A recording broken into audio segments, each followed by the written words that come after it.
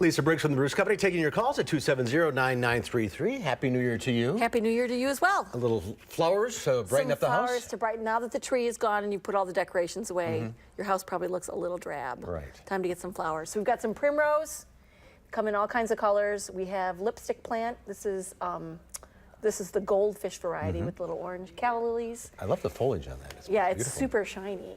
All right. And just bright windows? Bright windows, yep. All right. Even temps. Let's go to the phones. We'll start with Jean in Madison. Hi, Jean. Hi.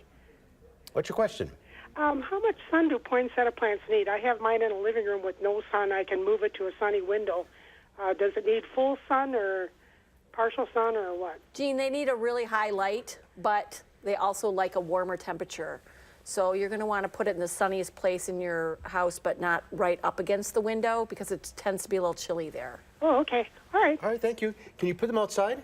No. In the summer? In the summer, I not now. suppose you can, but it's really hard to get them to recolor because you have to do that whole, in the closet where you have to like really time how much light and complete darkness they get to get those bracts to color up. It's probably not worth the effort.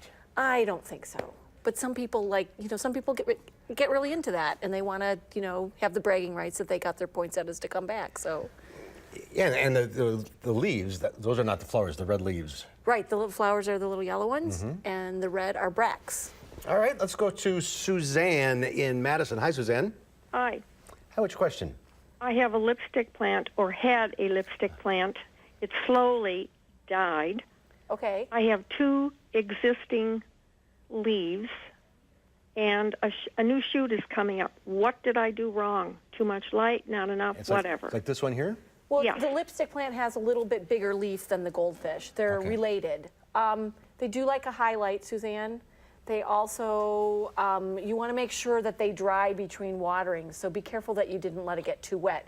They're a little bit of a succulent leaf, so be careful that they're not really sopping wet, that the roots are, because they won't like that. I was going to say, it looks sort of like a succulent. Yeah, because it's kind of thickened and they'll hold a lot of water, especially at this time of year when your house is chilly and the light is low. They don't use as much water.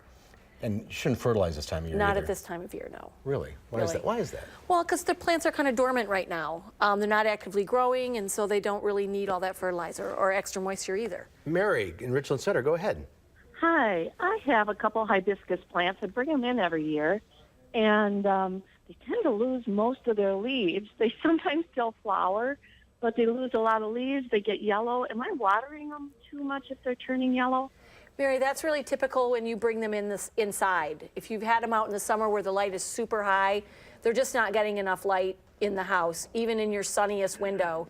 So they'll do that. They'll get a little bit leggy. Once the yellow leaves drop, then you can sort of cut them back and trim them a little bit. And then they'll be fine when you put them back outside in the Put summer. them back outside. Yeah. We're all that way when we come in from the summer. Yeah, that's really kinda droop. typical. That's typical behavior.